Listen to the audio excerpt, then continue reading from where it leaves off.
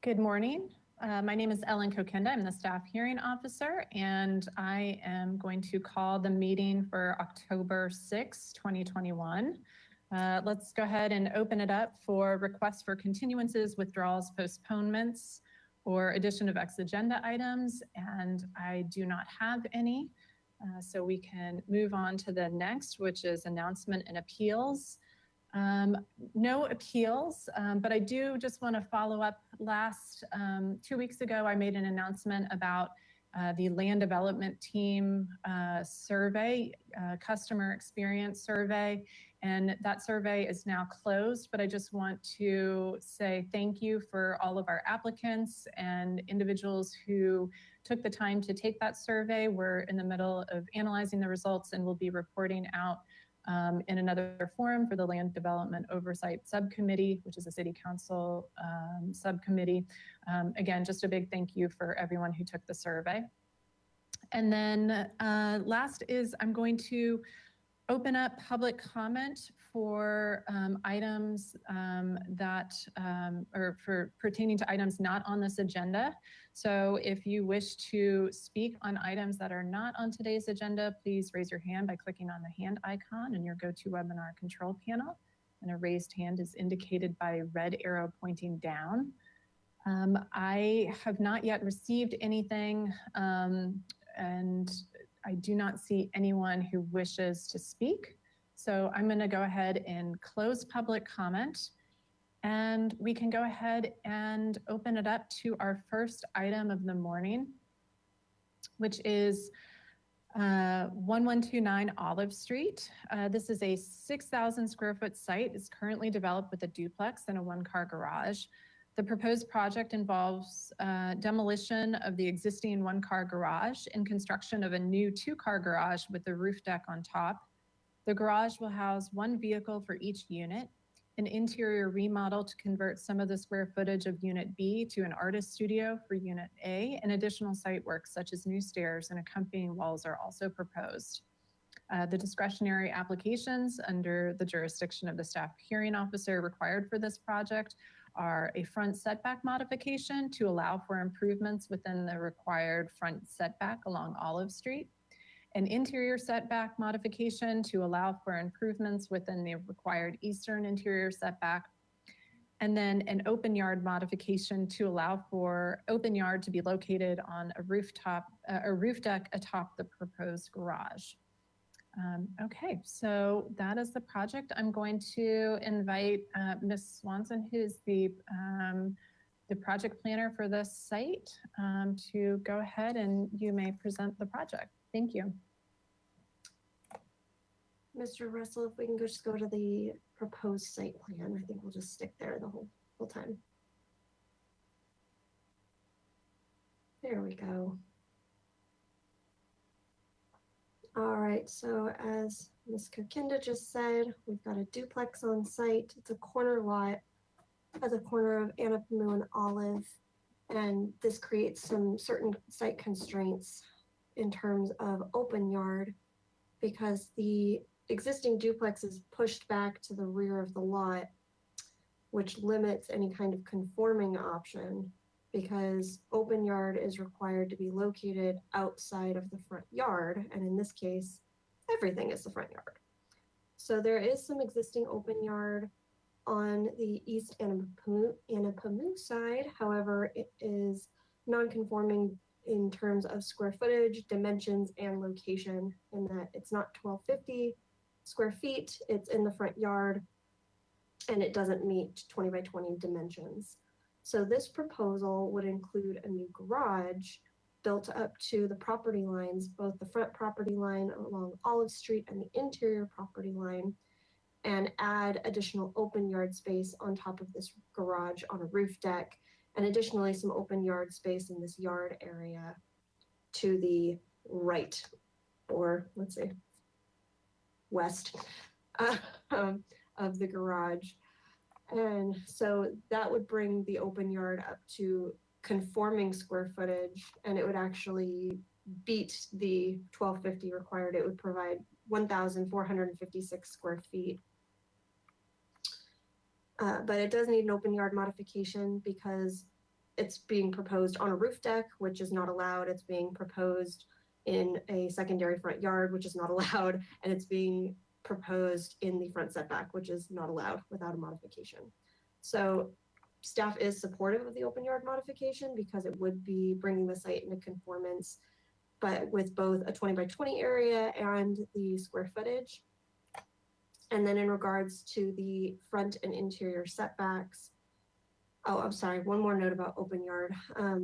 We did ask for updated square footage figures on the existing and proposed site plan because the figure on the plan includes the front setback along Anapamu Street, which was incorrect. And so the numbers in the staff report are correct, but this will be updated when the project returns to design review. In regards to the front and interior setbacks, the garage is currently existing as a one-car garage on those front and interior setbacks. On those front and interior property lines, and is proposed to be demolished and reconstructed essentially in the same footprint, but expanding within the front setback. And since the garage would be moving from one car to a two-car garage, a modification is required. The ordinance does allow for some non-conforming garages to be demolished and reconstructed, but not if parking is being increased, like in this case, which is why we need this modification. So staff is supportive of both the front and interior setback modifications because it's not becoming any more encroaching than it already is. It's just expanding the number of parking spaces, which would bring the site more into conformance. 4 parking spaces are required for a duplex, and there's currently only 1. And so this would be providing 1 space for each unit instead of only 1 space for 1 unit. So it's bringing the site more into conformance. It's in line with current development. Olive Street in this particular block has lots of sloped lots with site walls at the front lot line. There's also another 0 lot line garage at the end, the opposite end of this particular block. So this is not out of the ordinary for the neighborhood. And the applicant is proposing a landscape planter on top of that roof deck so that it acts as a pseudo 3-foot setback. So the neighbor has a tall hedge right on the property line, so that limits privacy concerns, but it's on the neighbor's property, and this applicant doesn't necessarily control how tall that hedge is, if the property owners of the neighbor will remove that hedge. But by installing this planter, they are keeping activity and people on that roof deck at least 3 feet away from the property line. And so staff did include a condition of approval to keep that planter for the duration of the rooftop's existence in the staff report. So staff is supportive of both the front and setback modifications as well. In regards to design review, the ABR reviewed the project on July 26th, 2021, and they expressed support for all 3 modifications. And they did specifically note that the project resolved potential privacy issues because of that planter that staff is conditioning to remain. And then in regards to environmental review, the applicant did have to submit a phase 1 archaeological report, which was accepted by the Historic Landmarks Commission, and only a standard condition of approval related to the unlikely discovery of archaeological artifacts is required, and that condition is approved and is included in the staff report. And there were no other environmental issues. The project can be found exempt from CEQA under 15301 existing facilities and 15305 minor alterations and land use limitations. So that's the end of my presentation. I'm available for questions. Thank you, Ms. Swanson. And now I'm going to invite Mr. Koss if you want to come on and if you want to add anything or walk us through kind of the design and kind of the rationale for your modification requests. Hello, thank you. Thank you, Stephanie, for the presentation. There are a few things I would like to add with that. She did mention that this corner lot has a lot of constraints, so anything new that the owner wanted to desire to expand their garage was going to be limited. There was also 2 different stairwells that kind of take up space on the lot And with this new design, we were able to combine both of those stairwells into one, providing more open yard space. So we are expanding that garage to allow more usable space on the roof deck, and it is located in the lowest part of the property, which makes it conducive for that. And one thing we also did is to present these projects and present the plans to the neighbors for their input.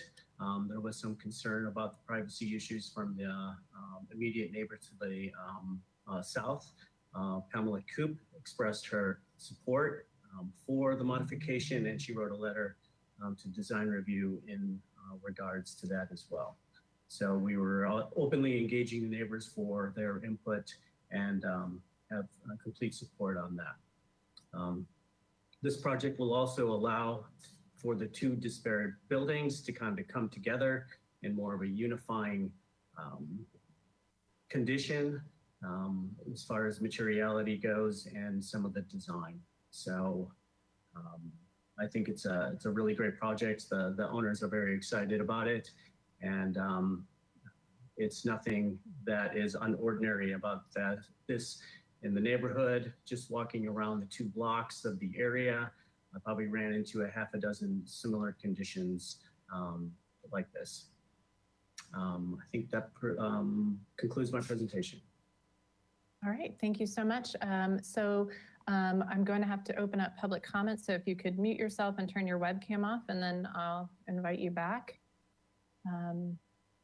Okay, so I'm going to open up public comment for this particular item, 1129 Olive Street.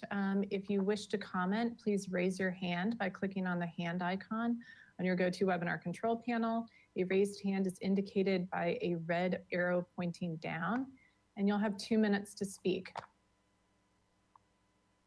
And I don't see anyone who's raised their hand at the moment. I'm just going to ask Ms. Gu if we've received any public comment, any late public comment. I had not received any for this particular project. No, Ms. Kokinda, we have not received any public comment on this particular item. Thank you. Great, thank you for the confirmation. And I still don't see any hands, so I'm going to go ahead and close public comment for this item. And then I'd like to ask Mr. Koss if you could come back on and just have a couple of questions for you. So I did get a chance to, I took my bike down and got to go on site and check out the lot, and then look at kind of the context of the neighborhood, and could see further down the street there's a number of homes, a handful of homes that have similar conditions where the garage is right up front, and kind of a where there's a seating area and roof deck and kind of open yard space that's for people's enjoyment, which is a little, you know, for this particular side of the street seems to be pretty typical. And I'm just wondering, with these design changes, and particularly the stairs and the new entry and even the open yard, how do you have a sense of how this open yard and roof deck is going to be used by the particular units? Because given the other open yard space that faces Anapamu, do you have a sense of how the space will be used for this new area?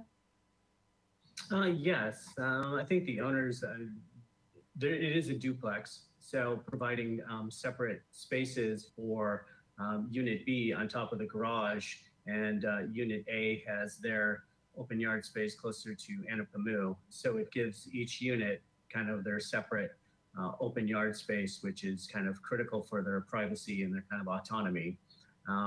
The center portion of that is going to be used as more of a common space. I know they have some vegetable beds, garden beds right there, and they would like to continue along with growing vegetables because they get a lot of sun exposure on that side too. And also, you know, the side on Olive Street is definitely more open to views and to the sun, whereas the open yard space on Anapamu was a little bit noisier, but a little bit shadier, more towards the afternoon. So there's two different spaces that they could enjoy it, and also two different spaces for the two different units. Okay, that's helpful. And wow, I gotta just acknowledge that small door and stairwell that goes to the existing garage from the interior lot. It looks like a terrifying door to try to fit through. I don't see how this is, it's clearly not a functional use in terms of the existing design. So, okay, that was just one of the question that I had, and particularly as it related to the expansion of Unit A with the new studio and just having a clarification on how the space will be used. But I think I'm ready to go ahead and make my decision. So you can go ahead and turn your webcam off and mute yourself again. So like I said, I went out to the site. I had a chance to look around and got to observe the other parcels along Olive Street and see kind of what's typical condition and how these things are used. This is kind of an interesting site that it's perched above the sidewalk, and you truly get a sense of being able to, like, it's such a constrained site in general because the development is to the far corner. And so really the only usable space for enjoyment and the most natural, of course, is this area in front and the side, and particularly to be able to look at views of the mountains. So I'm just going to go through one by one. This is kind of there are quite a few mods that are requested, but it's all more or less, or at least for the front setback and interior setback modifications, it's for the same thing. So for the front setback modification, I can say that I agree with staff's, Ms. Swanson's recommendations, and I approve the front setback modification and say that it's an appropriate improvement on the lot and that it's consistent with the purpose and intent of the municipal code. Generally, the front setback remains unchanged with where the garage is being proposed, and the rooftop provides additional open yard space that has been expanded. The existing rooftop, I would probably be afraid to walk on it, but with the expansion and the creation of this new rooftop or roof deck, you've actually expanded the potential for more open yard that actually meets our size requirements. It may not be in the location, but it certainly meets the size. And as I mentioned before, this having the garage and roof deck in the front setback blends in with the pattern of development along the street. So that is that's for the front setback. Now moving on to the interior setback modification, I can find that it too is an appropriate improvement on the lot, and that it is consistent with the purpose and intent of the Santa Barbara Municipal Code. My biggest concern about this project overall had to do with privacy and the interior setback modification, because when we're looking at by creating this new open yard area, and presumably people are going to hang out there and use it for enjoyment, to be able to be outside. I do think about privacy concerns and nuisance issues such as noise. Again, this is this is kind of similar to other lots and in the context, but I think I'm able to make the finding that it's an appropriate improvement because there is an existing hedge on the neighbor's property. And as Ms. Swanson mentioned, that is a condition of approval, that there's a condition for a roof deck planter that needs to be maintained with a 3-foot buffer between that's on that roof deck. And so that creates a little bit more space to kind of push activity over.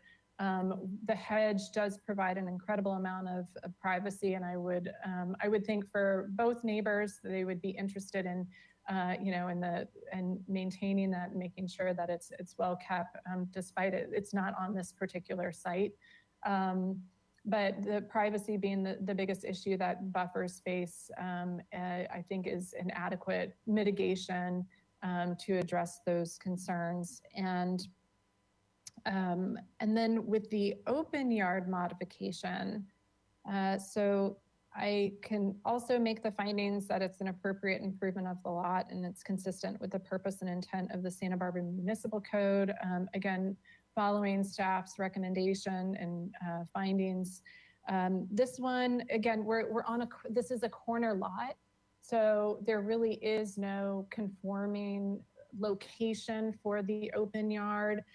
But the project actually is increasing the usable open yard area by creating the rooftop deck and making it so that it's all in one pattern. And as Mr. Cross mentioned, the reconfiguration of the stairs is creating an even larger area so that that doesn't necessarily cut into the parcel as much. So there's an overall expansion of open yard that meets the size requirements, just not the location. And again, this is, it's really poised to have a great evening out to look over to the mountains of Santa Barbara. So again, I think it meets the being an appropriate improvement. Again, this is, there are conditions that have been added to this project. One is the roof deck planter. Of course, we have the unanticipated archaeological resources contractor notification that are included. I'm going to ask Mr. Cross, were there any questions or that you had about the conditions? If you could come back on. No, I do not.